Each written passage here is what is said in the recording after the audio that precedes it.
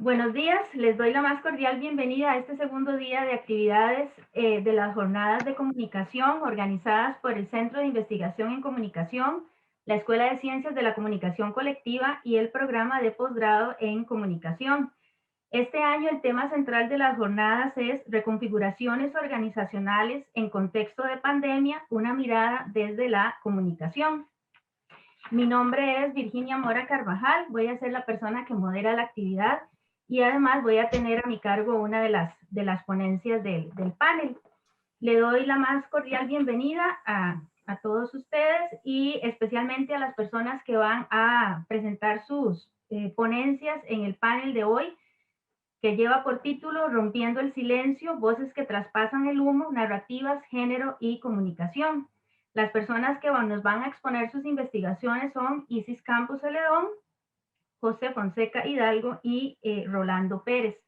También agradezco la asistencia de Marcela, de Melanie y de Kaylin, que nos van a ayudar en los procesos, digamos, técnicos de esta actividad.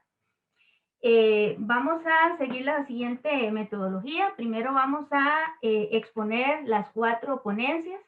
Cada ponente tiene 15 minutos para exponer y Marcela nos va a hacer el favor de avisarnos cuando, en 3 momentos, al minuto 7, al minuto 3 y cuando nos quede un minuto para finalizar ya la ponencia. Entonces, iniciaríamos con la ponencia de Isis Campos. Voy a hacer primero una pequeña presentación de Isis. Isis Campos Celedón es hija de madre y padre que en Costa Rica son considerados, abro comillas, blancos, cierro comillas, pero que de haber nacido durante la colonia hubiese sido catalogada como casta, abro comillas, torna atrás, cierro comillas, principalmente debido a que sus ancestros y ancestras se enroscan en su cabeza y gritan al viento su raíz afro. Estudió y ejerció como periodista y productora audiovisual, tanto en medios masivos como desde organizaciones populares indígenas, de mujeres, de personas pescadoras y agricultoras, entre otras. Desde hace 19 años comenzó a laborar en la Estatal Universidad de Costa Rica, donde ha fungido como docente, investigadora y encargada de proyectos de acción social. En el año 2014 concluye su primera investigación que reporta en formato de audiovisual documental los hallazgos en torno a la profunda raíz afro que nutre a la población costarricense. El año pasado concluyó su última investigación sobre la presencia de palabras en lenguas bantúes que sobreviven en el habla popular del Valle Central. En su desarrollo ha aprendido a apreciar el aporte de las clases de música que recibió en la niñez y adolescencia, así como la temprana conciencia acerca de los tonos, ritmos y equivalencias del habla que le dio el hecho de ser hija de una nicaragüense y un tico.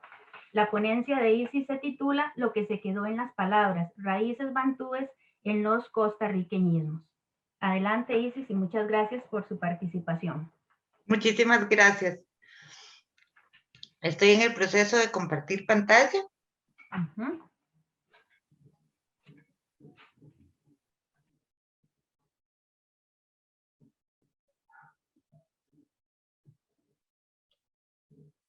Aunque ustedes no lo crean, fue más rápido cuando hicimos la prueba antes que esto. Pero bueno, este es internet. ¿Me avisan, por favor, si la están viendo? Sí, sí se ve bien. Ok, perfecto. Entonces, bueno, el título de la ponencia es Lo que se quedó en las palabras, raíces bantúes en los costarriqueñismos en el Valle Central. Y digamos como que creo que una de las cosas importantes de mencionar es un postulado de Rodrigo Alsina, cuando dice que la comunicación no es solo un intercambio de mensajes, es sobre todo una construcción de sentido. Entonces, precisamente, esta investigación ahonda en esa construcción de sentido. ¿De qué se trató esta búsqueda?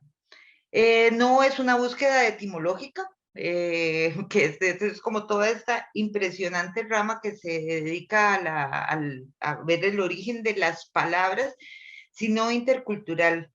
Es abordar que el encuentro de culturas indígenas, europeas y africanas que se dieron en el marco de la conquista y la colonia, se dieron en un marco de opresión, imposición y silenciamiento.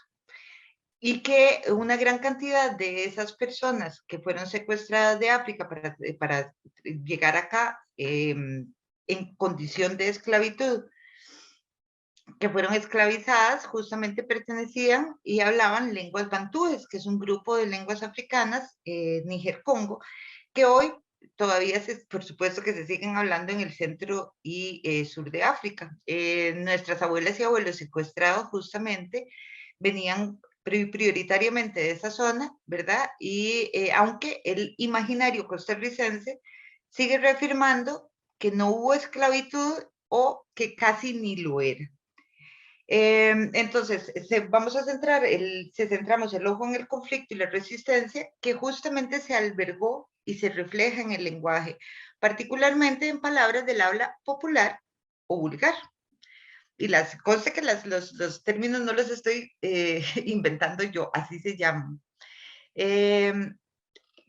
¿Cuál es la hipótesis de todo esto? La hipótesis de todo esto es que no se me desconeje la presentación, pero a veces no funciona. Bueno, que el Estado Nacional blanqueado, que fue un Estado Nacional, hablamos de lo que se comenzó a gestar después de la independencia, pues no se imaginó que palabras identitarias o costarriqueñismos pues estuvieran 2 siglos después en tazas y camisetas y que fueran nada más escritas en bantú porque son palabras bantúes y que ahí también se pudiera derivar un rastro de violencias, conflictos, pactos y resistencias. Abordamos 4 diccionarios, uno de barbarismos y provincialismos y 3 que comparten el nombre de diccionarios de costarriqueñismos de 1918, 1996 y 2007 respectivamente. Las palabras que están en esos diccionarios de costarriqueñismos los comparamos con catecismos y diccionarios editados en portugués e inglés con palabras en bantú. Procedimos a ver cuáles eran las coincidencias entre unos y otros diccionarios de las utilizadas en el Valle Central o usos generalizados.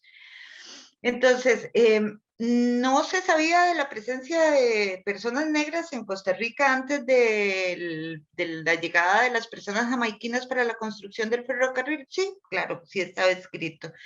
Por ejemplo, Corrales menciona que 30 negros acompañaron a Vasco Núñez de Balboa a descubrir el Océano Pacífico. Algunos acompañaron a Gil González en 1522-1523 en su recorrido por las costas del Pacífico de Costa Rica y Nicaragua, y 9 acompañaron a Hernán Sánchez de Bajos en 1540 en su expedición a la Costa Rica. Caballón también es mencionado al entrar a colonizar el Valle Central, que vino con 90 españoles y negros. Igualmente hay cifras acerca de las personas secuestradas de África traídas a territorio costarricense, en donde la mayor parte eran congos y angolas, aunque el primer grupo, los congos, duplicaban a los angolas, y en el siglo XVIII las principales proveniencias eran Congo y Mina, y estas son todas lenguas bantúes. También están referencias, por ejemplo, de los censos, en donde en 1611 se habla de un 2% de personas que eran o negras, mulatas, zambas o pardas, pero ya para 1778 el 17.69% eran mulatos, zambos y pardos y el 0.2 negros. Nótese que esto es mayor que el 17,67 de personas españolas que habitaban el país en 1778.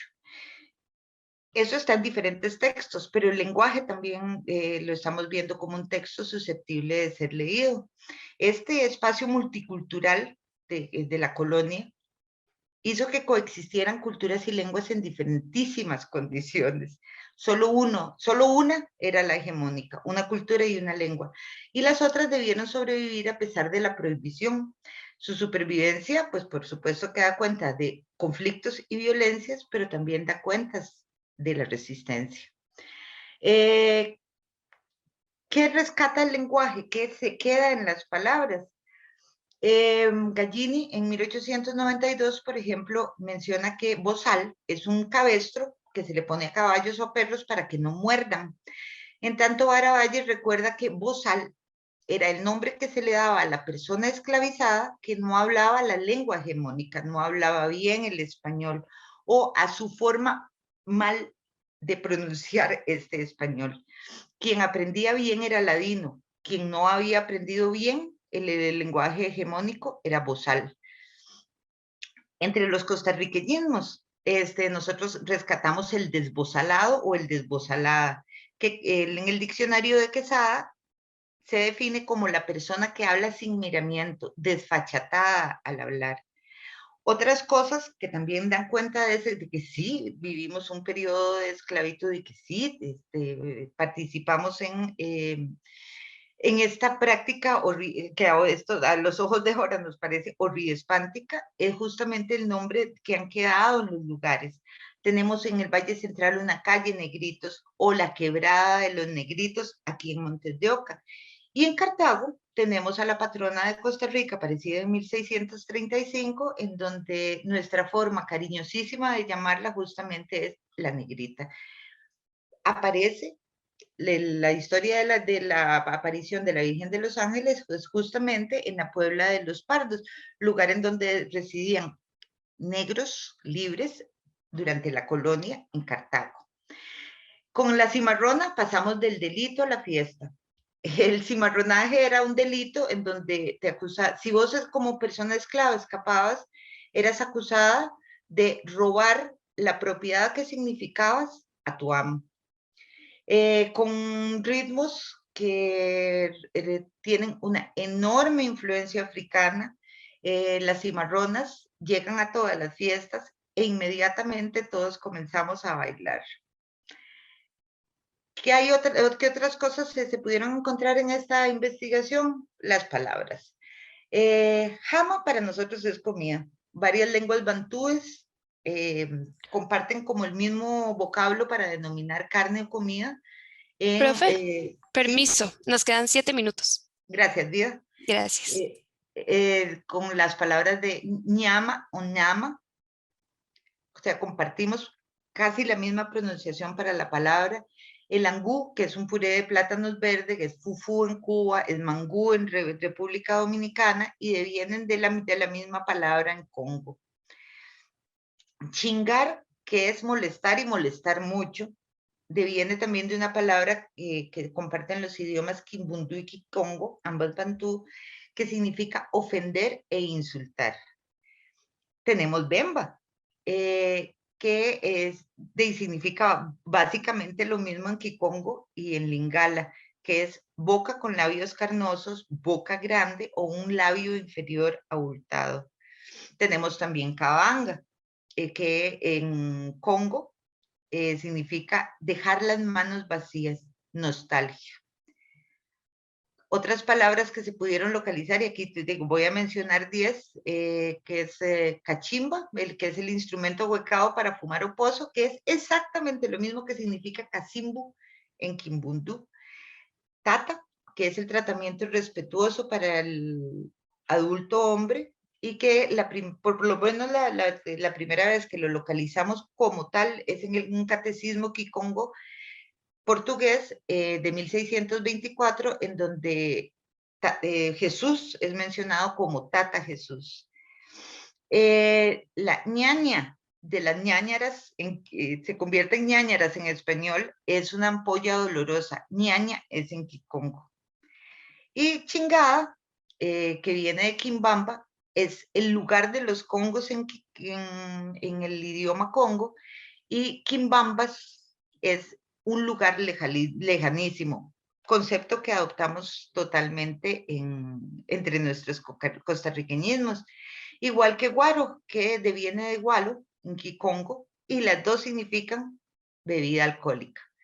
Una palabra con la que ya, digamos, como que terminaría es chichi, porque me parece una palabra muy hermosa en términos de estos pactos, que nosotros lo tenemos como una forma cariñosa de llamar a los bebés, pero también la tenemos como una palabra para denominar los pechos de las mujeres, ¿verdad? Y en las lenguas B, que en estos momentos se siguen hablando en Ghana y en el oeste de Nigeria, chichi es pequeño, es pene de niño en fulani, que es otro idioma.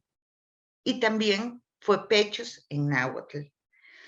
Entonces, digamos como que a mí lo que pasa es que esta palabra me recuerda varios sectores vulnerabilizados con la lengua común del territorio en disputa, en una Babel sin segundo piso, que fue lo que significó la colonia para muchos sectores, y la posibilidad de encontrar un acuerdo y encontrar una palabra en donde se podía coincidir sectores que de por sí ya estaban siendo vulnerabilizados por una lengua que no era la hegemónica y una cultura que no era la hegemónica.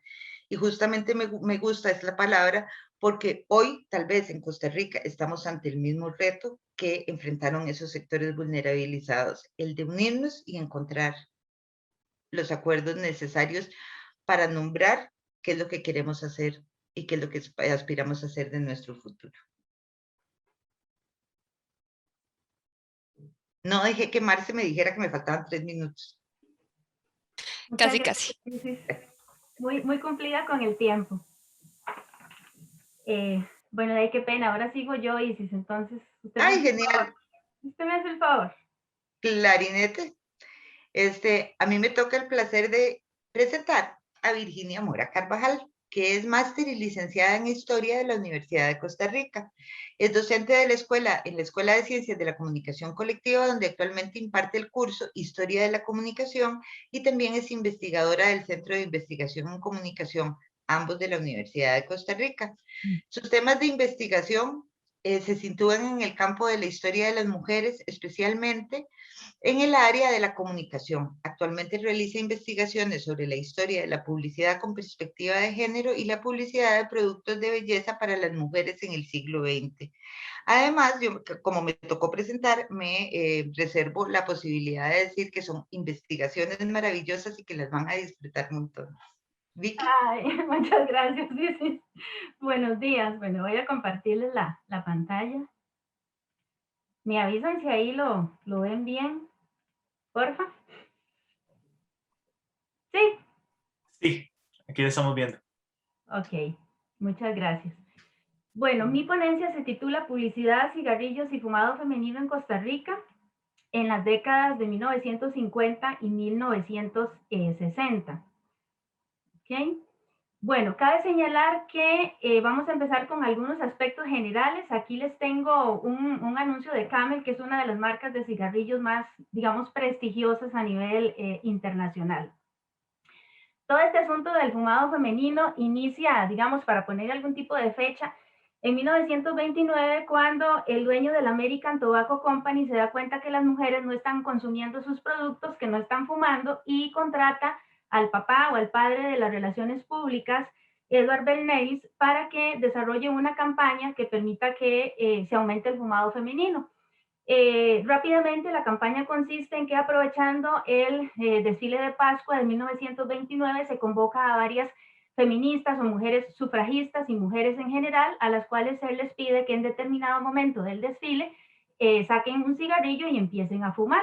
Por supuesto que esto creó toda una conmoción a nivel social, se publicó en los periódicos, porque recuerden ustedes que el fumado femenino era mal visto, era visto como propio de las mujeres, entre comillas, públicas, prostitutas, mujeres que se dedicaban al arte, al teatro, que tenían ideas, digamos, más libertinas, entre comillas. Y otro punto que hubo que superar era que la marca de cigarrillos Lucky Strike, que había sido fundada en 1871, pretendía estar dirigida fundamentalmente al público femenino. Pero resulta que la cajetilla era de color verde, como ustedes aprecian acá, y para las mujeres, según investigaciones de Bernals, no les gustaba el color verde, entonces él tenía que superar esa situación. ¿Qué fue lo que hizo? Le pidió a las casas de moda, a las personas que hacían calzado, que por favor empezaran a producir en color verde, organizó una gran gala en un hotel importante para que fueran vestidas de verde, y por supuesto el verde se puso de moda y la marca de cigarrillos Lucky Strike se empezó a vender más. En esta investigación se utilizaron 267 anuncios publicitarios, 199 corresponden al Diario de Costa Rica, 68 al Diario de Costa Rica y La Nación en la década del 60. Se utilizaron además 81 anuncios varios que tratan sobre las empresas productoras de cigarrillos, establecimientos comerciales que venden tabaco y promociones, patrocinios y concursos que organizan estas empresas. Es importante señalar que esta investigación forma parte de un esfuerzo de investigación mayor acerca de la publicidad de una serie de productos dirigidos a mujeres o cuyo consumo se buscaba incentivar por parte de ellas, y además hay un antecedente que es una investigación sobre la publicidad de cigarrillos y el fumado femenino en la primera mitad del siglo XX. Aquí tenemos las dos grandes empresas que prácticamente durante el siglo XX hasta 1960, hasta esa década, dominaban el mercado costarricense de la producción tabacalera, la tabacalera costarricense, que surge en 1932, la Republic Tobacco, que se funda en 1912. Ambas empresas producen e importan cigarrillos y desarrollan una serie de estrategias para mantener la presencia o visibilidad social de sus marcas, como concursos o patrocinios de programas de radio, musicales o incluso deportivos. Vamos a hablar un poquito de las marcas. Bueno, la única marca que lleva nombre de mujer en el periodo estudiado es Virginia. Yo sé que no es un gran honor que una marca de cigarrillos se llame como uno, pero bueno, ahí tenía que destacarlo porque como Virginia no hay otro igual, ¿verdad? Entonces esta es esa marca de cigarrillos. En el periodo se localizan 35 marcas, mayoritariamente nacionales. Esto concuerda con la primera mitad del siglo XX, en donde si bien habían más marcas, sigue prevaleciendo las marcas nacionales. 7 marcas de cigarrillos se mantienen en ambas décadas: Dorado, Semo, Filtrón, Salem, Ticos, Viceroy y Lucky Strike, que es la única internacional, y 9 marcas se mantienen entre 1900 y 1960. Internacionales, Camel, Chesterfield y Lucky Strike, y nacionales, Emu, Irazú, Liberty, Rex, Royal y Ticos. Voy a hablarles de algunas estrategias publicitarias que desarrollan estas marcas. 1, cualidades del producto, frescura, suavidad y aroma. 2, el tema de la experiencia, sobre todo la Republic Tobacco, que fue fundada en 1912. 3, la calidad del tabaco, los tipos de tabaco y los procesos de elaboración. En este caso, la tabacalera costarricense destaca mucho el proceso AT, que entre otras cosas, según su publicidad, elimina la nicotina en un 25% y mejora en un 40% el gusto de los tabacos nacionales. En cuarto lugar, el uso de imágenes, textos y eslóganes. Los textos son directos, frases cortas, eslóganes llamativos, énfasis en la imagen de la cajetilla, en el logo y en las imágenes de hombres y mujeres que luego vamos a ver. Y finalmente hay una serie de cualidades intrínsecas que se asocian con el fumado, fundamentalmente el placer y la distinción, que a su vez están muy asociados con la masculinidad, pero que para el periodo en estudio ya se tienen que incorporar también en esas cualidades intrínsecas las mujeres.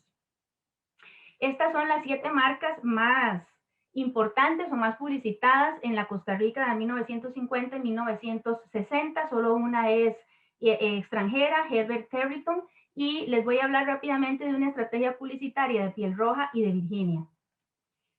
Ok, este es un anuncio de los cigarrillos Piel Roja. Ellos desarrollan una estrategia publicitaria que consiste en la estrategia del humor, en las llamadas situaciones incómodas.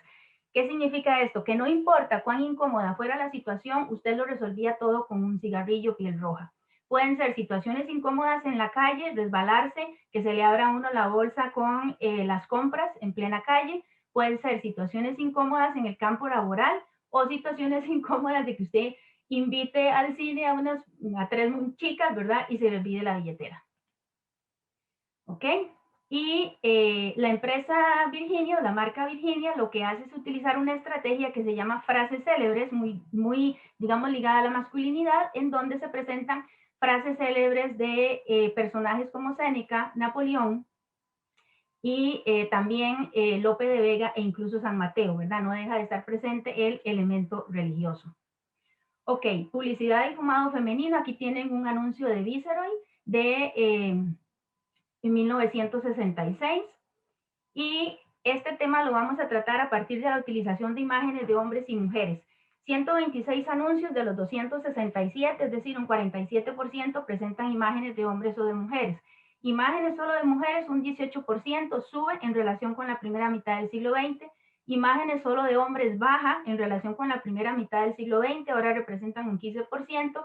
Imágenes de hombres y mujeres, un 67%, sube en relación con la primera mitad del siglo XX. Ok, imágenes entonces solo de mujeres, las encontramos en una situación, digamos, de placer, de disfrute del cigarrillo, aquí, digamos, en el campo, y también encontramos otras situaciones interesantes en donde las mujeres están, por ejemplo, acá en la playa, es decir, están en espacios públicos fumando, la sensualidad que nunca deja de estar presente en la publicidad de prácticamente de cualquier producto. Y acá tenemos un anuncio de L&M que fue el único que localicé en donde aparecen dos mujeres fumando en público, van de compras, toman su café y fuman. En cuanto a imágenes solo de hombres, generalmente tenemos hombres más jóvenes hacia la década del 60, por lo general son hombres maduros, incluso con canas, con bigote. También son hombres que dirigen, ¿verdad? Por ejemplo, aquí en un anuncio de la marca 21, el cigarrillo de los hombres de empresa, o aquel que dirige a otros fuma emu, ¿verdad? Son personas que dirigen, que tienen a su cargo personal. Y en cuanto a imágenes de hombres y mujeres, encontramos este tipo de imágenes, por ejemplo, donde aparecen hombres y mujeres en un espacio público, como es disfrutando de un partido de fútbol. Este anuncio de L&M es muy interesante porque por primera vez se menciona el término señorita, entonces se pregunta, ¿es propio de una señorita llegar a tanto por un cigarrillo? Depende del cigarrillo, ¿verdad? Es decir, dejarse acariciar o besar por un hombre para poder tener un cigarrillo de esa marca. También encontramos estos otros de Kennedy, ¿verdad? Este me pareció incluso gráficamente muy interesante. Minuto a minuto más personas fuman Kennedy y acá disfrutando del sabor y de placer con Kennedy. ¿Ok? También tenemos estos otros de Derby, una marca nacional, y de Chesterfield, una marca internacional. También. Con permiso, profe, nos quedan 7 minutos. Gracias. Acá, muchas gracias, disfrutando de la noche, ¿verdad? Y aquí también en actividades sociales en espacios públicos. Ok, acá tenemos otro, ¿verdad? Fumando en el automóvil, que ya es un elemento publicitario que también se incorpora en la Costa Rica de los años 60 y acá también, ¿verdad? Es muy interesante porque el mensaje o el eslogan de REX siempre ha sido, se destacan los que fuman REX, ¿verdad? Bueno, ahora tendrían que incluir también entre los que fuman REX, entre los que se destacan por ello a las mujeres. ¿Ok? En cuanto a reflexiones finales, bueno, aquí les muestro un anuncio de Filtrón que se promociona, se publicita como el primer cigarrillo con filtro que se fabrica en Costa Rica. Las reflexiones finales están orientadas hacia 4 aspectos básicos. Uno, el predominio de 2 empresas a lo largo del periodo, la Republic Tobacco y la tabacalera costarricense.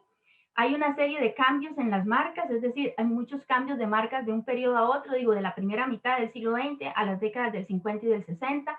Esto puede ser producto de un reacomodo del mercado internacional de cigarrillos, de un mayor dominio del mercado nacional por las 2 empresas dominantes en este sector y también por el surgimiento de nuevas marcas, sobre todo nacionales, por mejoras tecnológicas como el proceso AT que antes mencioné y el filtro en los cigarrillos.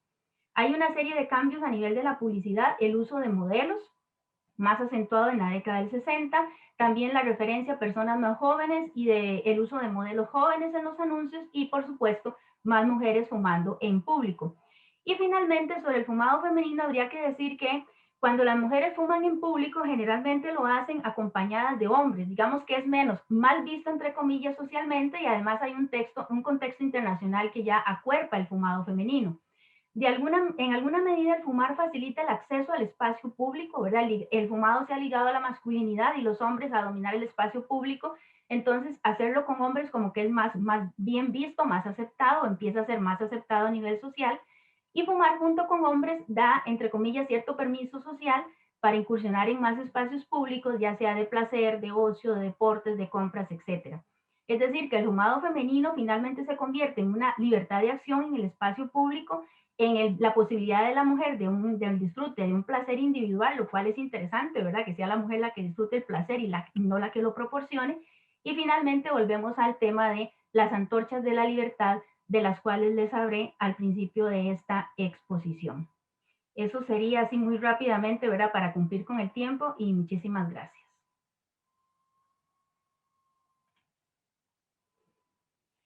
Bueno, sigo yo. Continuamos entonces con este panel titulado Rompiendo el silencio, voces que traspasan el humo, narrativas, género y comunicación. Ahora nos va a hacer su presentación José Fonseca Hidalgo. Voy a presentarles una pequeña biografía. José Fonseca es profesor adjunto de la Escuela de Ciencias de la Comunicación Colectiva de la Universidad de Costa Rica, e investigador del Centro de Investigación en Comunicación SICOM y el Instituto de Investigación en Educación INIE. Cuenta con posgrados en estudios de medios, guión y gamificación y es licenciado en comunicación audiovisual. Entre sus intereses de investigación se encuentran la narración audiovisual e interactiva, el cine costarricense de ficción y la gamificación para el fomento del bienestar y la educación.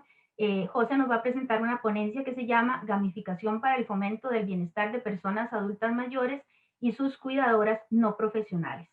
Muchas gracias, José, y adelante. Gracias, Vicky, compañeros y compañeras, por acompañarnos esta mañana. Voy a compartir pantalla. Ustedes me indican, por favor, si pueden ver la presentación. ¿Me escuchan bien también? Sí. Sí, correcto, se escucha bien. Excelente. Muy bien, sí, como decía Vicky, voy a conversarles acerca de un proyecto de investigación recientemente concluido en el marco del SICOM, llamado Uso de la gamificación para el fomento del bienestar integral de la población adulta mayor en Costa Rica, y cuya fase crítica de trabajo de campo se desarrolló también en el contexto de la pandemia, ¿verdad? Que es el tema que nos ocupa en estas jornadas. Entonces, bueno, tal vez para empezar una pequeña clarificación o definición de un concepto clave que es el de gamificación. Por gamificación entendemos el uso de elementos de juego en contextos que no son de juego, en contextos no lúdicos, con el fin de fomentar efectos emocionales como motivación y participación de los usuarios y usuarias para el cumplimiento de objetivos en el mundo real, que buscan alguna incidencia concreta en el mundo real. Los objetivos claves de este proyecto, bueno, obviamente hay varios objetivos específicos, pero podemos resumirlos en dos grandes. Primero que nada, identificar problemas y necesidades claves que enfrenta la población adulta mayor en Costa Rica y a partir de esa identificación desarrollar una propuesta que buscara atender al menos una de esas necesidades clave identificadas, utilizando justamente elementos de gamificación para poder valorar cuán efectivos pueden ser estos para lograr los objetivos, las metas propuestas, ¿verdad? Eso es a grandes rasgos el esqueleto, por decirlo así, del proyecto. Unos apuntes sobre otro concepto clave de la propuesta, que es el cuido. Por cuido entendemos el trabajo que se realiza directamente con la persona adulta mayor desde una red de apoyo local para facilitar sus derechos de alojamiento, de alimentación, de aseo personal, sociorecreativos, etc. El cuidado se puede proveer desde una institución formal, como un hospital, un centro o alguna otra institución a través de personal que cuenta con capacitación profesional, formal en medicina, enfermería, psicología y otras áreas de la salud. Pero también se ofrece, y muy a menudo, ¿verdad? Más bien como la norma, desde el hogar por miembros de la familia de estas personas adultas mayores o de su comunidad que no poseen entrenamiento especializado ni forman parte de una organización profesional o formal. Eso es a lo que llamamos cuidado informal. Entonces, permítame un segundito que me tapé a mí mismo con la cámara. Entonces, sí, una de las principales cosas detectadas por la investigación muy temprano en el proceso es que hay una prevalencia en Costa Rica del cuidado informal de una creciente población adulta mayor. Creo que todos y todas estamos al tanto de la situación demográfica que está viviendo nuestro país, que hay una transición hacia una población más vieja, ¿verdad? Cada vez hay mayor cantidad de personas adultas mayores. Y estas personas son predominantemente cuidadas y atendidas y apoyadas por su red más cercana informal. El cuidado informal, otra cosa, es clave para la salud y el bienestar de la persona adulta mayor. Es una de sus principales redes de apoyo, como hablábamos ahora. Es una tarea altamente demandante para la persona cuidadora, tanto a nivel físico, como psicológico, como emocional.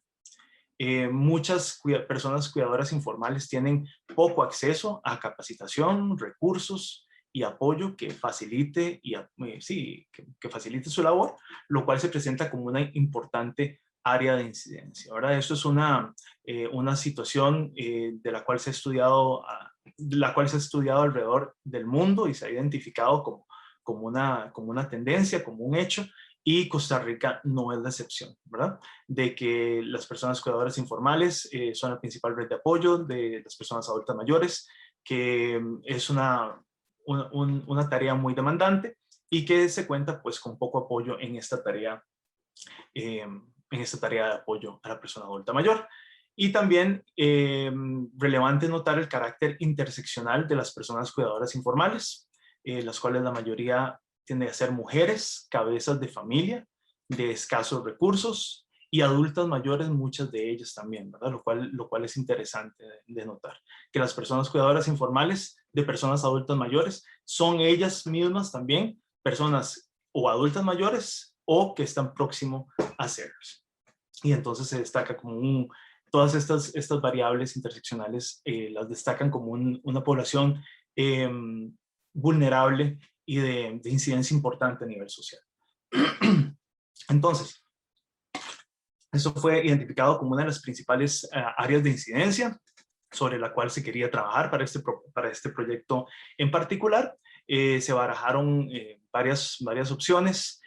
A raíz de la pandemia se optó por la creación de un grupo de Facebook privado dirigida específicamente a personas cuidadoras informales de personas adultas mayores en Costa Rica, llamado Cuidapam. Aquí pueden ver ustedes la página, la captura de pantalla de la página de Facebook. Su objetivo principal es dotar a la comunidad de personas cuidadoras de adultas mayores con un espacio de información, de guía y de apoyo entre pares, ¿verdad? De interacción entre pares que facilitara su labor y fomentara el bienestar propio, ¿verdad? Y de las personas en su cuidado. Les quiero enseñar, perdón. La idea era que Cuidapam funcionara como un prototipo vivo, llamémoslo así, como una especie de experimento, un primer acercamiento a este tipo de espacio gamificado, basado en principios gerontológicos como la atención centrada en la persona, que es una corriente de la gerontología, y de gamificación significativa para lograr la motivación, para fomentar la motivación intrínseca de la labor de cuidado. Labor intrínseca, entiéndase, la motivación que deriva de hacer la actividad por sí misma, independiente a recompensas externas, ¿verdad? Entonces, está basado en ofrecer una experiencia individualizable, siguiendo los principios de la atención centrada en la persona, es decir, que cada usuario en este caso pueda utilizar la plataforma de distintas maneras según sus intereses y necesidades, con un énfasis en fomentar la maestría, el conocimiento de saber hacer ciertas tareas, la autonomía de no depender de otras personas para hacerlo, y la relación social, muy importante, el sentimiento de no estar solo, que es una percepción muy común entre este grupo social, de pertenecer a un grupo, a una comunidad con intereses, necesidades y experiencias comunes. Basado también en dinámicas abiertas, poco estructuradas, ¿verdad? No acotar demasiado la actividad de la persona, ni dictarla, sino proponer alguna cosa que pueda ser de carácter lúdico y que le ayude a distraerse, a disfrutar, pero también a lograr los objetivos ya mencionados del proyecto. Sencillas, educacionales y colaborativas que fomentaran pues esa interacción entre pares que conversamos ahorita. Mecánicas base son los retos, quizzes ocasionales, pero sobre todo mucha interacción social entre las personas que formaron parte de esta comunidad. Y ahorita aquí les enseño algunos ejemplos de estos llamados retos. Retos es simplemente una propuesta, una excusa de una actividad, una propuesta de una actividad a la comunidad para perseguir tanto objetivos de fomento del bienestar propio como personas cuidadoras informales, como también de interacción positiva entre la persona cuidadora informal y la persona adulta mayor bajo su cuidado, ¿verdad? Habían dos tipos de reto: el reto Cuidapam, llamémoslo así, que es el que tenía que ver con la persona cuidadora y la persona bajo su cuidado, y el reto individual, que era más orientado al bienestar de la persona cuidadora informal. Aquí podemos ver un ejemplo de uno de esos retos Cuidapam, que es fomentar... Permiso, profe, nos quedan Sí. 7 minutos. Gracias, Marcela. que disfrutar un rato con la persona a la que cuida, compartiendo su pasatiempo favorito, y entonces que nos compartieran un poquitito de eso para también resaltar los talentos de las distintas personas adultas mayores, también esa interacción ¿cómo se llama? De reconocer, ¿verdad? De reconocer y de compartir con el resto de la comunidad. Aquí pueden ver ahí una persona que dice, bueno, mi mamá pinta muy lindo, mi mamá teje, y pues fomentar ese clima de interacción positiva, ¿verdad? Este es uno dirigido específicamente al individuo. Tal vez la necesidad principal de las personas cuidadoras tiene que ver con el autocuidado, con el síndrome del cuidador quemado o burnout, ¿verdad? Hablábamos de lo demandante que es en todo nivel. Entonces fomentar que también tuvieran espacios para el descanso, para la relajación. Aquí pueden ver, por ejemplo, cómo una persona dice, eso es imposible para mí, pero cómo me gustaría. Entonces otra persona con más conocimiento del área le cuenta que sí es algo posible, que lo que hay que hacer es organizarse, pedir apoyo de la familia, de gente allegada, de que es muy difícil, pero que se puede hacer, y ofrecen herramientas también para facilitar un poco este proceso, ¿verdad? Entonces esta interacción justamente entre pares es lo que se quería lograr a través de esta iniciativa Cuida Pam.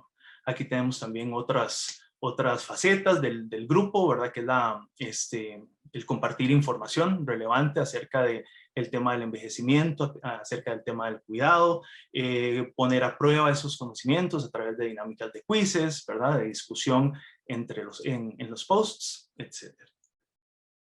Entonces, las conclusiones de esta experiencia son varias.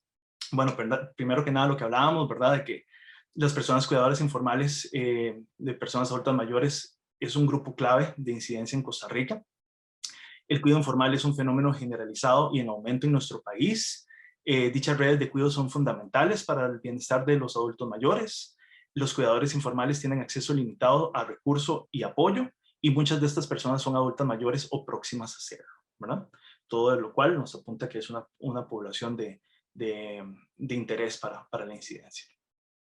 La investigación de campo arrojó datos coincidentes con estudios nacionales e internacionales sobre la necesidad que tienen estas cuidadoras informales de información, de capacitación y sobre todo de apoyo emocional. Se recomienda que futuros proyectos dirigidos a esta población deberían considerar la preeminencia de estas temáticas como punto de partida. Por supuesto, no son las únicas, hay muchísimas necesidades y eso varía de individuo a individuo, pero hay una preeminencia de estas tres áreas. La gamificación resulta ser una herramienta válida y aplicable para incidir positivamente en situaciones relacionadas al tema del envejecimiento y la población adulta mayor en Costa Rica, y se recomiendan 3 lineamientos generales para iniciativas gamificadas dirigidas a población adulta mayor. Priorizar motivadores intrínsecos, como hablábamos, los motivadores que surgen de realizar una actividad en sí. Integrar a la población adulta mayor en el proceso de diseño y sustentar las propuestas en enfoques gerontológicos, ¿verdad? Esto es muy importante, esa o multidisciplinariedad de las propuestas. El uso de redes sociales y técnicas de gamificación, si bien es una herramienta válida, resultan ser insuficientes por sí mismas para generar una participación activa, consistente y autónoma. Algo que fue identificado es que se requiere muchísimo seguimiento constante y continuo de administradores dedicados de espacios como por ejemplo Cuida Pam, para lograr que el flujo de la conversación, la interacción, los posteos, la vida propiamente de esta comunidad sea independiente, ¿verdad? Se genere espontáneamente. En el plazo del trabajo de campo se requirió constantemente de estarla generando nosotros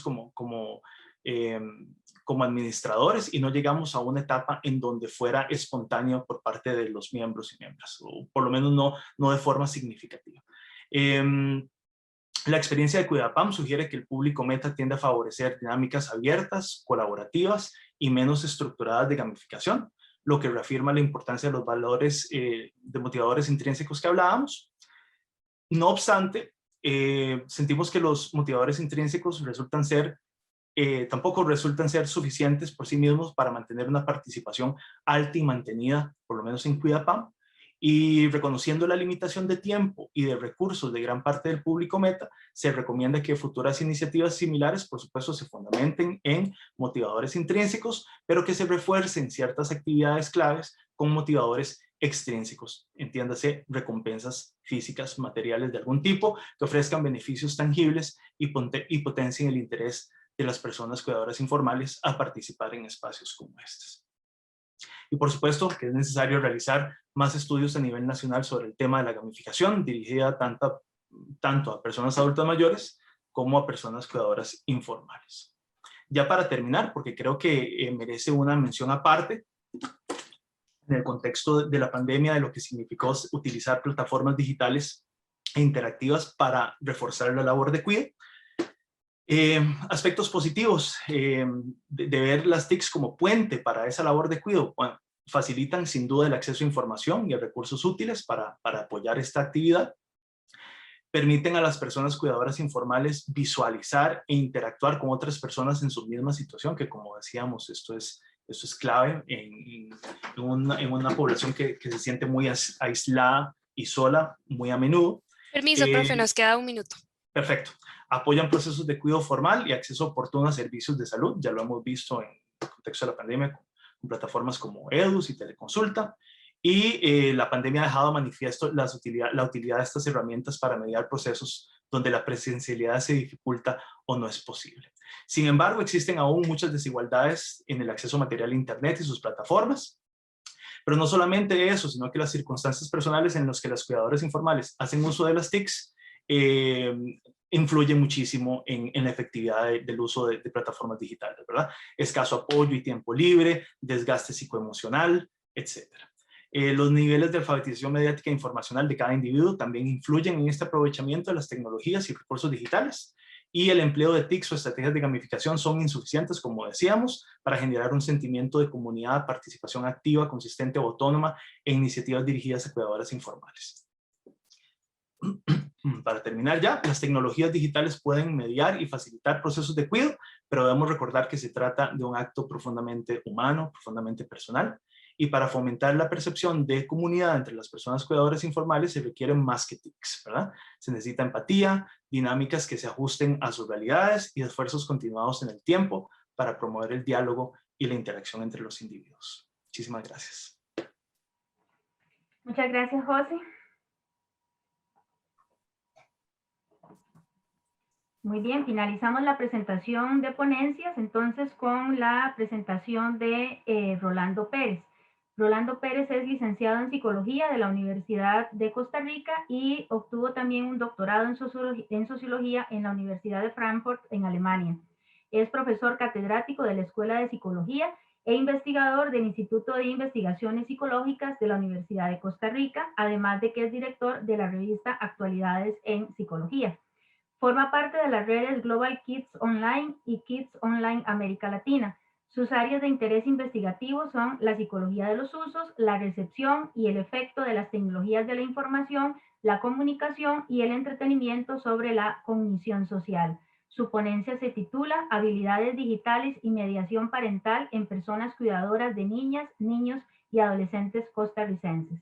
Muchas gracias, Rolando, por participar y adelante. Muchísimas gracias. Más bien agradezco a la organización de las jornadas por dejarme participar y más en esta mesa que es realmente interesante. Bueno, me monto en la línea de la exposición de José. Precisamente creo que, aunque es en otro rubro, otro tipo de personas cuidadoras, pero va en la misma dirección.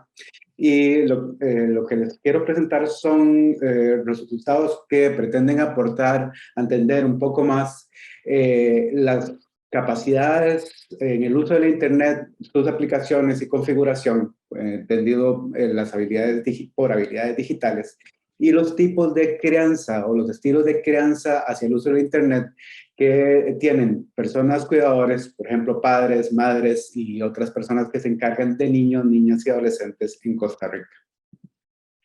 Ok, los objetivos los dividí en dos partes. Los resultados que les voy a presentar tienen dos fases. La primera es determinar o aportar a entender factores, dimensiones que nos ayuden a entender las habilidades digitales de las personas cuidadoras, de niños, niñas y adolescentes. Específicamente consideramos género, la edad, el nivel educativo, la zona de residencia urbano-rural, las posibilidades de estar conectados permanentemente a la Internet o a redes sociales y las posibilidades de acceso en la casa o desde el teléfono móvil, que en realidad lo preguntamos a las personas sobre su posibilidad de estar conectado a Internet camino a algún lugar, que en realidad que ha resultado ser una buena manera de preguntar por conectividad y pensando en una conectividad, digamos, plena, entre comillas. La segunda parte de los resultados que les voy a presentar también pretenden aportar a entender más bien qué dimensiones nos ayudan a entender los estilos de crianza en el uso de la Internet por parte de, sobre todo, de padres y madres. En particular, consideramos la edad en esto referido a los padres y madres, la edad, el género, el nivel educativo, la residencia, las habilidades digitales y la percepción que tienen del riesgo las personas cuidadoras, junto con variables más bien vinculadas a las personas menores. Específicamente consideramos edad, género y las habilidades digitales de niños y niñas. Además, voy a presentar rápidamente algunos resultados acerca del efecto predictor de los tipos de mediación sobre tanto las oportunidades en el uso de Internet como los posibles riesgos, en este caso los riesgos de contacto, que es dentro de los diferentes tipos de riesgos fueron los que nos focalizamos, que tienen que ver con que el niño o la niña se contacte con personas desconocidas, personas adultas y mantenga comunicación, incluso contacto cara a cara. Junto con las otras variables que están consideradas aquí en este objetivo anterior. Bueno, los resultados surgen de una encuesta nacional que lleva como título Kids Online, como parte de la red de Global Kids Online de UNICEF y la que tenemos en Latinoamérica. Encuesta nacional a niños y niñas de 9 a 17 años junto a una persona cuidadora. Resulta que a nivel internacional sabemos mucho, o mucho no, eso es decir demasiado. Ya sabemos un poco más de qué se usa, cómo lo usa, beneficios y riesgos por parte de niños y niñas en este grupo de edad, pero incluso poco se sabe, no solo en Costa Rica, sino a nivel internacional, de qué hacen con la Internet, cómo lo hacen y las habilidades de las personas cuidadoras. Así las cosas, la encuesta fue a 1.008 personas cuidadoras y la misma cantidad a estos niños, niñas y adolescentes. Las personas cuidadoras tenían una edad promedio de 40.4 años, 78% fueron mujeres, encuestadas en todo el país. En el caso de las personas menores, 50% fueron mujeres. La edad promedio de 12 años, recuerden que la encuesta fue de 9 a 17. Ok, voy a presentarles la primera parte de los resultados que tiene que ver con los predictores de las habilidades digitales de las personas cuidadoras de niños, niñas y adolescentes. Encontramos que en general son el nivel educativo, las posibilidades de conexión a redes y la posibilidad de conectividad tanto en la casa como acá en algún lugar, en la conectividad móvil, la que está contribuyendo a explicar las habilidades digitales. De forma tal que altas habilidades digitales por parte de estas personas se asocian a un alto nivel educativo y con la posibilidad de tener conexión plena tanto en la casa como móvil y con la posibilidad de mantener conexión constante por medio de redes sociales. Es decir, este elemento, el uso comunicativo de la Internet. Aquí que son elementos que claramente están asociados a la brecha digital y a la desigualdad social. Aquí solo para comentarles, para tener un marco de referencia, que en cuanto a las habilidades digitales de las personas adultas cuidadoras en una nota entre 0 y 10 se ubican entre 6, pero son sumamente variables, de forma tal que hay personas que tienen una nota de 4 o menos, o personas que logran tener la nota de mucho mayor a 8 hasta 10. Entonces, en ese contexto de desigualdad que nos ubicamos, y esto nos ha resultado más claro en contexto de la pandemia de forma evidente.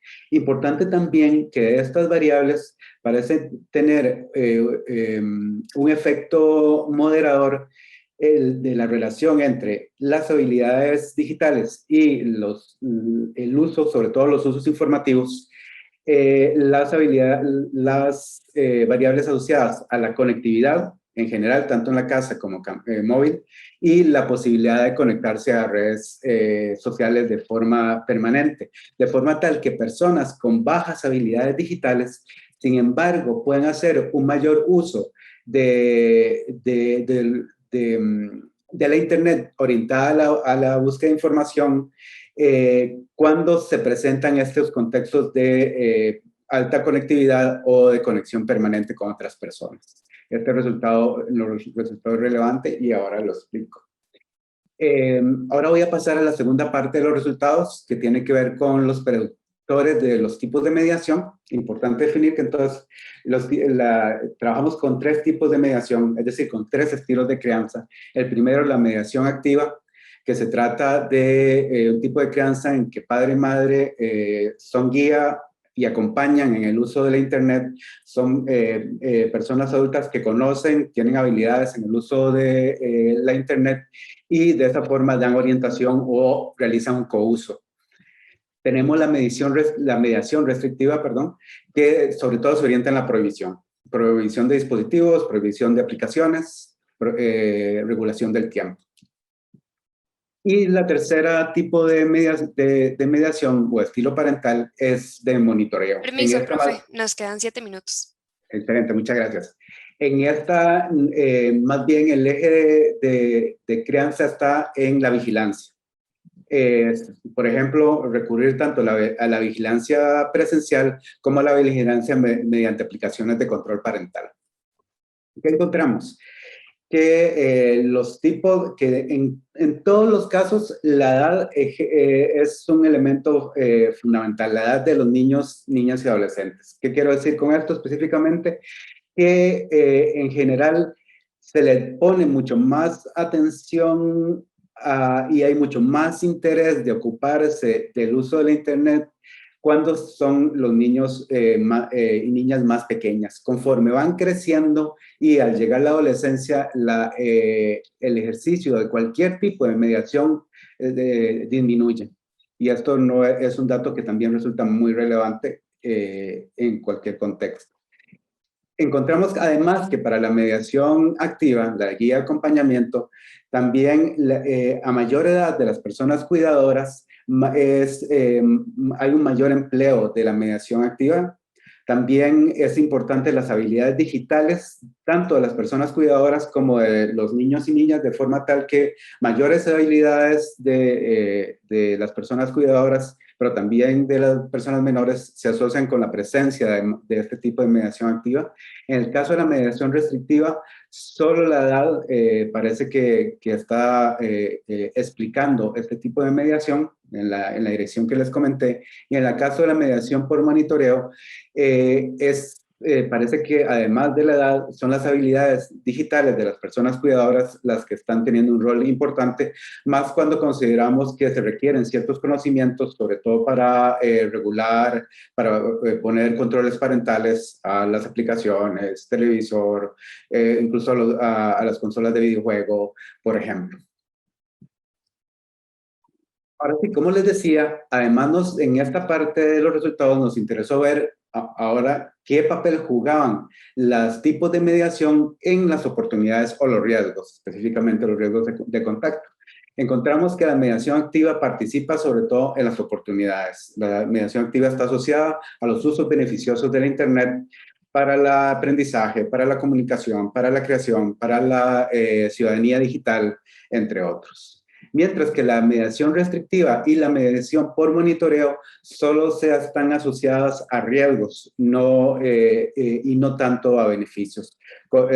Se orientan a regular y sobre todo la mediación restrictiva a disminuir los posibles riesgos. En el caso de la mediación por monitoreo es más si se quiere un parachoques, es cuando presentan los riesgos aparece la mediación por monitoreo y la mediación activa parece no estar asociada, sin embargo, a control de riesgos, solo a oportunidades. Ok, ya para concluir, entonces, les puedo indicar que las habilidades digitales juegan perdón, acá se me fue. Ahora sí. Las habilidades digitales están determinadas entonces de forma clara por variables en las que está implicados tanto la brecha digital como en general la desigualdad social. El estar permanentemente conectado a redes, que muchas veces se ve como pérdida de tiempo, no solo por la serie de estereotipos que hay en cuanto al uso de la Internet, asociados a las personas menores, pero también a las personas adultas, y en este caso, en personas adultas, parece un factor más bien no solo protector, sino que beneficia en cuanto que potencia el uso o mejora las habilidades digitales. Y lo mismo que la disponibilidad de conexión o la conectividad como un elemento que decididamente puede reducir las limitaciones que hay en las habilidades sociales, en las habilidades digitales de las personas adultas. Esto pone en relieve entonces la necesidad de reducir la brecha, como es claro, y para mejorar estas habilidades. Un elemento que nuevamente en nuestra política pública se le ha puesto poca atención, con razón, se le ha dado mucho énfasis, y lo hemos visto en los últimos meses y semanas, a ponerle atención en los niños y adolescentes, pero el contexto familiar que está alrededor del uso de la Internet es relevante. En este caso, debemos orientarlo también a las padres y madres y personas cuidadoras.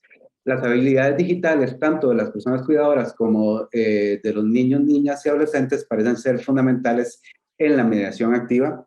Se recurre más a los diferentes tipos de mediación cuando se trata de niños y niñas menores, pero la participación parental parece que se reduce cuando estos menores van creciendo, lo que podría llevarnos a entender que esta reducción en la implicación de padres y madres puede ser tanto como un factor de riesgo o una limitación en el uso beneficioso, en este caso específicamente en las personas adolescentes.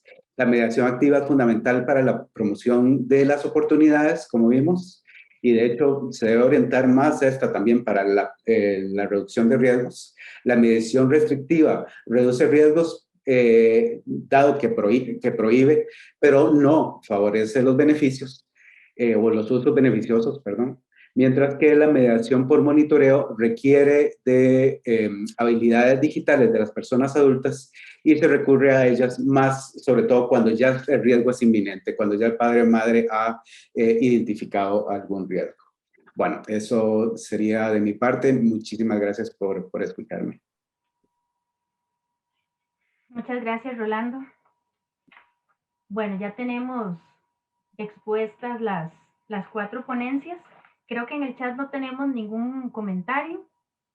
Entonces entraríamos ahora como un periodo de, bueno, somos poquitas personas, creo que podemos hacer algo bien agradable. Un periodo de consultas o de comentarios que ustedes quieran hacer en relación con las 4 ponencias que se han presentado en este panel.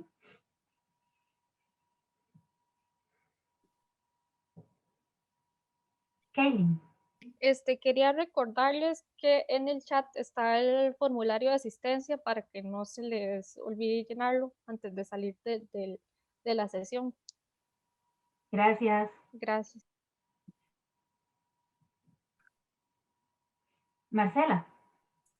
Profe, yo tengo una consulta para la profe Isis. Claro, adelante.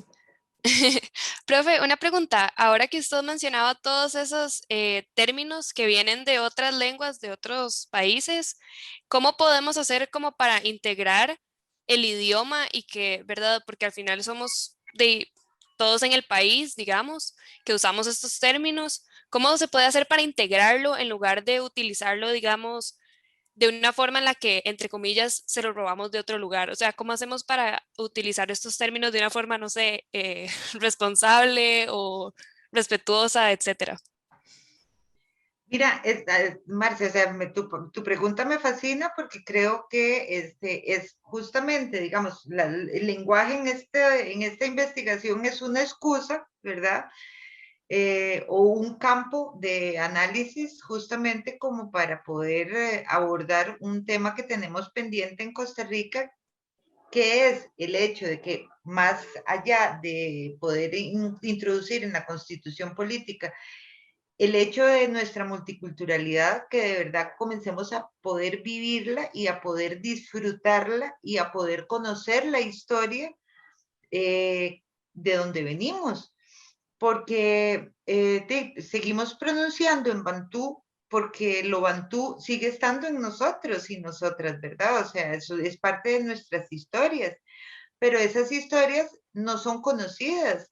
Digo, es como sumamente común que en todas nuestras familias, más allá de nuestros abuelos y abuelas o bisabuelos, así en el mejor de los casos, no conozcamos de dónde venimos. A veces parecemos un país en donde una manada de extraterrestres como que nos vino a depositar aquí y no fue así, ¿verdad? O sea, venimos de una construcción social.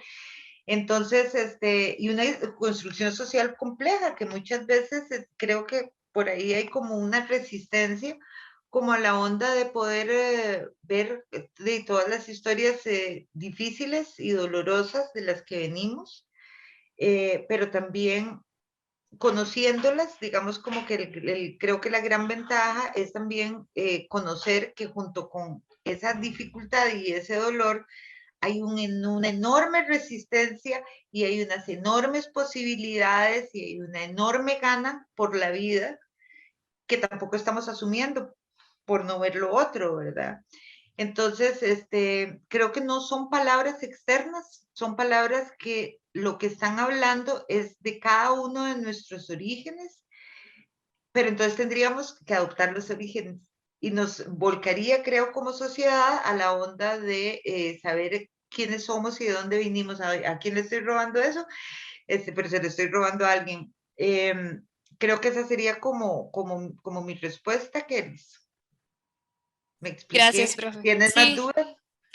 no, creo que se reduce a adoptar la historia junto con los términos, ¿verdad? Ok, súper. Gracias, profe. Gracias. ¿Alguna otra consulta o comentario?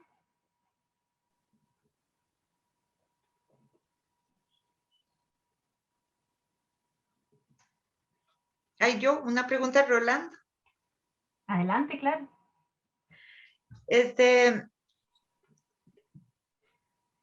dice? Digo, en tu investigación, yo sé que digamos como que no necesariamente, pero quería saber como si habías explorado algo con respecto a otras figuras relevantes para niños, niñas y adolescentes. Por ejemplo, ¿qué papel podrían jugar tíos y tías o primos, ¿verdad? O sea, gente que esté como en una situación de poder, tal vez como menos marcada que los padres y madres, principalmente cuando somos niños o adolescentes, y que incluso tengan como una edad muy parecida y que puedan tener incluso una alfabetización mediática como muy parecida. Pero no sé si lo abordaste, pero me quedó como duda.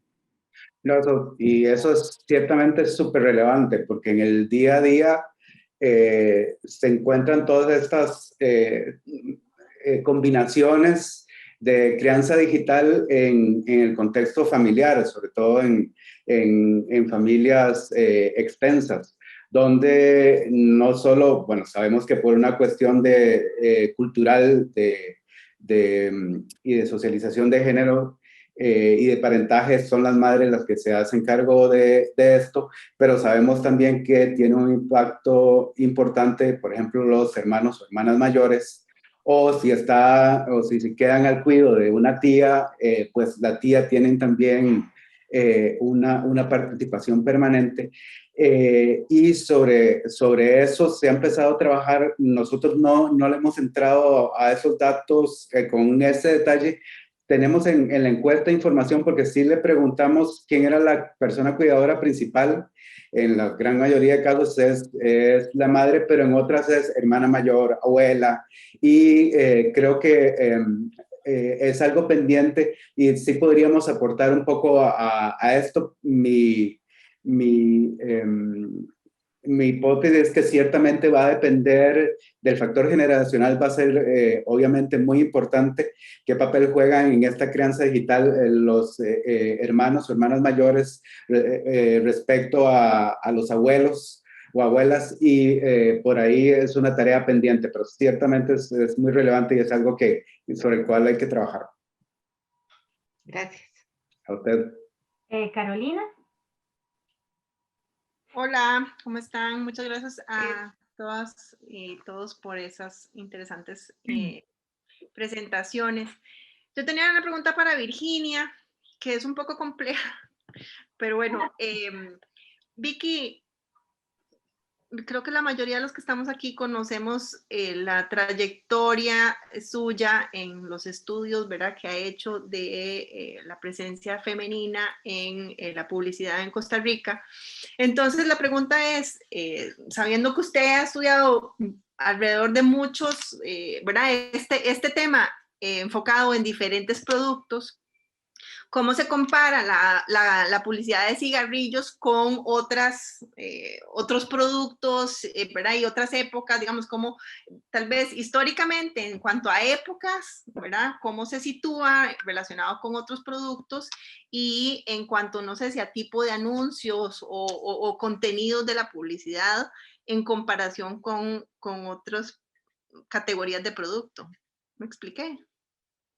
Sí. Bueno, la pregunta es un poquito compleja, efectivamente, pero muy interesante. Está bien, es un reto intelectual y eso es importante. Ok, veámoslo así. Yo concibo digamos, mi investigación como un proceso que me permita llegar a determinar cómo se ha ido construyendo socialmente la feminidad a través de la publicidad en diferentes etapas sociales, en diferentes épocas históricas y en digamos, diferentes productos. Dentro de esa construcción de la feminidad, para mí ha sido muy importante cómo la mujer va incursionando en los diferentes espacios públicos. ¿Por qué? Porque recordemos que tradicionalmente partimos de aquello de que las mujeres han estado mucho más concentradas en el ámbito del hogar y efectivamente ha sido difícil, digámoslo así, ir conquistando nuevos espacios, digamos, espacios públicos. Y esto se hizo muy evidente en la década del 50, ¿verdad? Con toda la vuelta a la domesticidad, en donde te anunciaban un montón de electrodomésticos para que estuvieras tranquila en tu casa, lavaras bien, secaras bien, plancharas bien, ¿verdad? Pero estuvieras ahí en tu casa.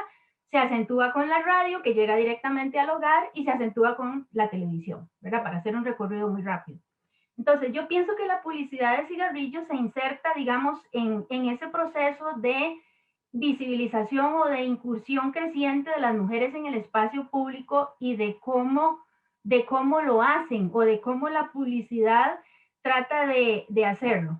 Me explico con un ejemplo.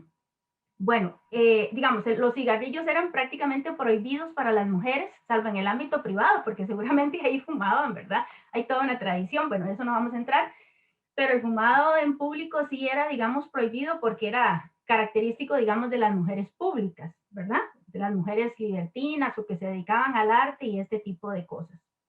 Los productos de belleza en un primer momento eran prohibidos prácticamente socialmente para las mujeres, eran mal vistos para las mujeres. O sea, hoy que una mujer se pinte, ¿verdad?, su rostro, pues es prácticamente normal, ¿verdad? Se ve como algo normal, pero todavía a inicios del siglo XX eso no era bien visto por la misma situación, porque una señora, ama de casa, una señorita, pues no tenía por qué utilizar productos porque ya era bella por sí misma, ¿verdad? Y todo esto también se une con la cuestión de la Virgen María, la cuestión religiosa, ¿verdad? La belleza espiritual de las mujeres frente a la belleza física, ¿verdad? Que es algo que luego se llega a conciliar. Pero hay toda una industria productora de productos de belleza, ¿verdad? Que de pronto nos dice, no, usted puede pintarse los labios, pero va a ser con un labial muy natural, ¿verdad? Que casi no se va a notar. Entonces van desarrollando una serie de estrategias a través de la publicidad de diversos productos para que las mujeres se vayan incorporando más al espacio público. Entonces yo pienso que la publicidad, digamos, de cigarrillos desde la primera mitad del siglo XX se inscribe un poco en ese sentido, pero más, digamos, a partir de 1950 y 1960. ¿Por qué? Por ejemplo, de los estudios que yo hice para la primera mitad del siglo XX, solo aparecía una mujer fumando en toda la publicidad. Y ahora vemos cómo hay una gran cantidad de anuncios en donde aparecen mujeres fumando en público, o sea, en espacios públicos, ¿verdad? Como ir de compras, como un café, etcétera. Entonces se inscribe, digamos, el cigarrillo dentro de esa tendencia, dentro de la cual podríamos inscribir los productos de belleza, dentro de la cual podríamos inscribir incluso la publicidad de automóviles, ¿verdad? Que también he estudiado un poquito, ¿verdad? Cómo la mujer empieza también a conquistar el hecho de manejar, ¿verdad? Que también era considerado mucho más en la industria automovilística, ¿verdad? Absolutamente o muy masculina, ¿verdad? Entonces las mujeres empiezan a incursionar. Entonces ahí es interesante y yo lo ligaría con esto de las antorchas de la libertad, ¿verdad? Cómo la publicidad muchas veces utiliza o trata de utilizar el movimiento femenino o el movimiento feminista, ¿verdad? Para sus propias reivindicaciones de venta de productos, como lo hicieron en el caso de los cigarrillos, como lo hicieron en el caso de los automóviles. O sea, había un anuncio que decía, las feministas acuden a su sesión o a su reunión anual en un automóvil Ford, por ejemplo, ¿verdad? Entonces, muy inteligentemente, digámoslo así, independientemente de que nos guste o no, o de que estemos de acuerdo o no, como estrategia publicitaria fue muy buena, ¿verdad? Se empiezan a unir, digamos, ambas cosas. O como se utiliza, por ejemplo, la publicidad de ropa, ¿verdad? El uso del pantalón, por ejemplo, que también era algo prohibido prácticamente para las mujeres, porque era usar ropa de hombre, ¿verdad? Cómo eso se empieza a abrir. Entonces, ha sido, digamos que una lucha por ver cómo a través, digamos, de la publicidad y del mensaje publicitario unido al contexto social, las mujeres cada vez más, digamos, van conquistando espacios en el espacio público. Ahora, la pregunta, como lo dije al principio, es compleja porque requiere, digamos, un proceso de reflexión mayor, pero yo diría que se inscribe, digamos, como dentro de esa tendencia de cómo las mujeres, ¿verdad?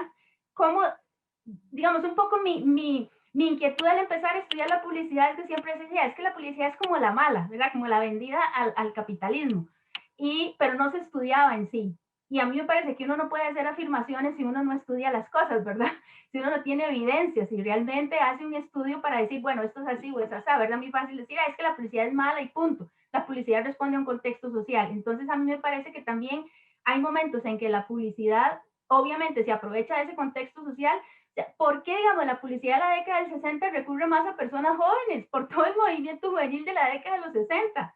¿Por qué te dicen, puedes usar un vestido de baño en la playa de California? ¿Verdad? Entonces, es muy interesante esa conjunción entre el contexto y el desarrollo publicitario. Y espero haber dado algunas pistas porque me parece que esto habría que... De hecho, sería un proceso de sistematización de lo que he investigado que estaría para posterior. El famoso libro. Libro. Gracias, llegó el momento en que le pedimos el libro a Vicky. No podía faltar. Voy a tener que darles como 2 para que estén tranquilos.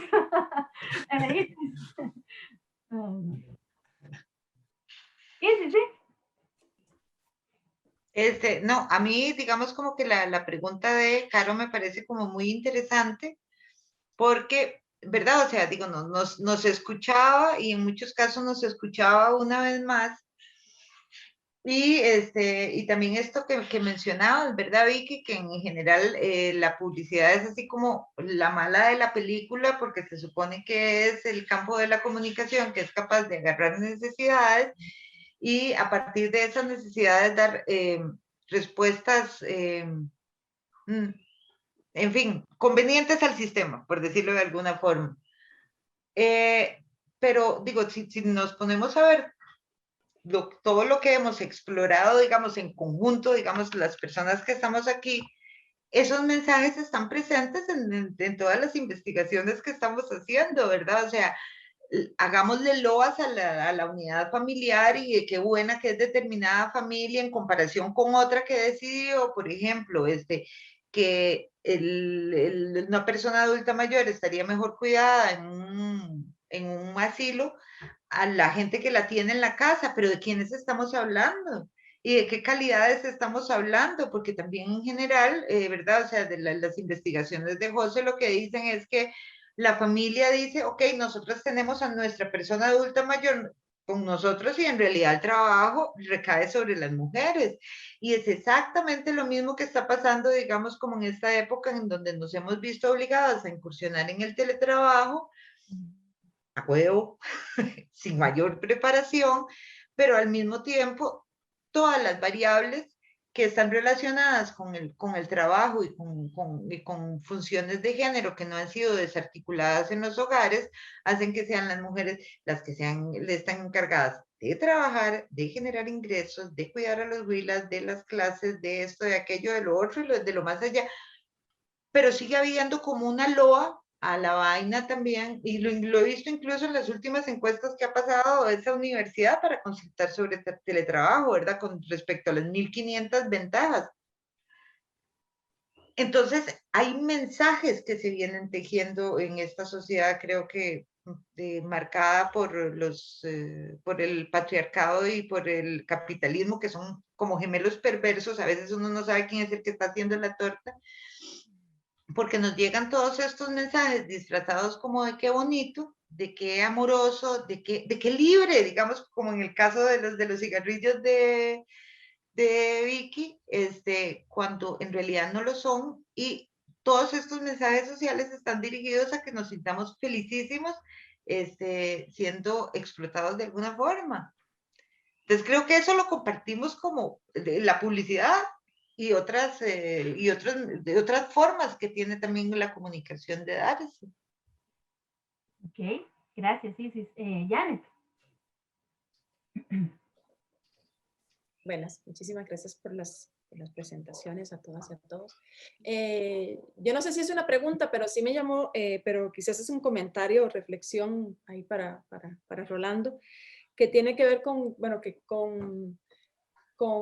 y se conecta con lo que estaba hablando Isis, que tiene que ver un poco con la brecha digital de género, ¿verdad? O sea, con cómo impacta eso en cómo los niños y las niñas aprenden, trabajan, ¿verdad? Usan las tecnologías que por lo general decimos, ay, son naturales, pero hay un proceso de, digamos, de enseñanza informal que las madres y fundamentalmente las madres en el hogar, que recae sobre las madres un poco quizás como parte del cuidado también, ¿verdad? Y cuando Rolando estaba hablando, yo me acuerdo, bueno, el año pasado yo estaba haciendo una investigación con el CIEM sobre cómo las mujeres superan la brecha digital de género, y es interesante cómo hay un sector de las mujeres, es un estudio cualitativo, cómo hay un sector de las mujeres entre 30 y 40 años, ¿verdad? Bueno, que son amas de casa o que sus empleos son informales, que se encuentran con la necesidad de tener que apoyar la escolarización de sus hijas e hijos usando las nuevas tecnologías que ellas no conocen, ¿verdad? Y que además sus hijos y hijas, que son las que los conocen, tienen cero paciencia para enseñarles, ¿verdad? Entonces estamos hablando de mujeres que tienen que autoalfabetizarse, ¿verdad? En un contexto de aislamiento, si se quiere, no hay aislamiento pre-COVID, ¿verdad? Porque es el aislamiento, entre comillas, porque eres ama de casa, porque tienes menor acceso a los espacios formales de educación, ¿verdad? Continua, pero tenés que estar disque al día, disque entendiendo y apoyando la educación de los hijos, multiplíquelo por 50 en tiempos de pandemia, ¿verdad? Conéctese a Zoom, conéctese a Teams, que es la cosa más ingrata que hay en el mundo. Entonces, ¿verdad? Ese tema de cómo impacta también en las niñas y en los niños, porque al final terminan aprendiendo y haciendo un uso de las redes sociales que que se nos escapa de las manos y no solamente por un tema de control, ¿verdad? Entonces, bueno, por ahí, no sé si es una pregunta, es como compartir un poco. No, muchísimas gracias. Sí, es muy, muy relevante lo que estás diciendo, Janet. Y porque es realmente también complejo cómo se está dando todavía, visto desde el punto de vista de las personas menores, hasta no hace mucho, y cuando digo no hace mucho, hace entre 5 y 10 años, había una clara división en los usos de los medios, y la computadora y el teléfono celular, que todavía hace 8 años era algo como raro en la población menor, estaba dividido claramente, había una división clara por género. Se decía, los hombres están más orientados al uso de la computadora y dispositivos móviles, las mujeres estaban más orientadas al uso de la televisión y la radio, y menos participaban en el uso de la computadora, pero eso se ha modificado de una forma radical, y de hecho encontramos que en general en personas menores esta diferencia ya no se da, y uno no lo logra encontrar, y no lo logra encontrar no quiere decir que no se dé de alguna manera, y creo que lo importante es indagar en las pequeñas diferencias, pero tanto a nivel nacional como internacional se ha homogeneizado en cuanto a los usos. Sin embargo, y por otro lado, en las personas adultas, y sobre todo las personas cuidadoras, padres, madres, y sobre todo las madres, se mantiene sobre todo, se sigue manteniendo esa diferencia en el uso de dispositivos. Entonces, se sigue atribuyendo a las personas adultas, hombres, que son los que conocen más el principio de la computadora o de los dispositivos móviles, mientras que las mujeres no.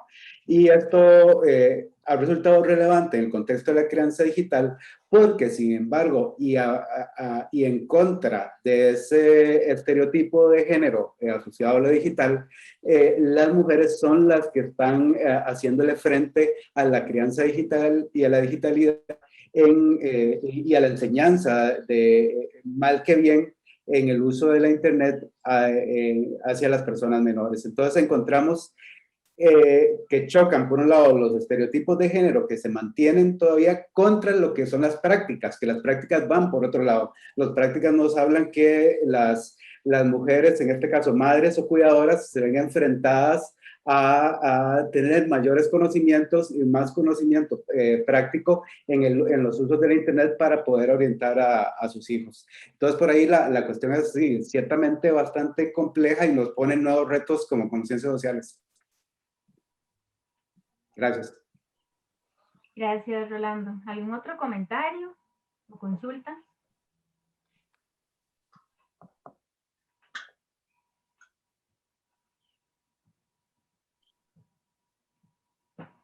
No. Todavía estamos bien de tiempo.